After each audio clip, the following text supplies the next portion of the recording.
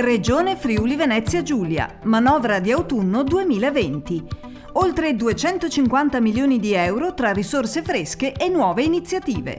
Tra queste, 125 milioni di euro per il posticipo del secondo acconto IRAP, 18 milioni per attivare il fondo di emergenza per le attività più colpite dalla pandemia, 50 milioni di euro per potenziare la sanità pubblica, 8 milioni a supporto dell'economia e per lo sviluppo delle piccole e medie imprese, 9 milioni per migliorare trasporti e infrastrutture, oltre 7 milioni per irrobustire le politiche del lavoro e il diritto all'istruzione, 7,7 milioni per l'agricoltura e la montagna, 10 milioni per le comunità montane e per quella collinare, 4 milioni per le politiche abitative e altrettanti per la sostituzione degli infissi, 2 milioni per l'ambiente e 4,7 per il binomio cultura e sport.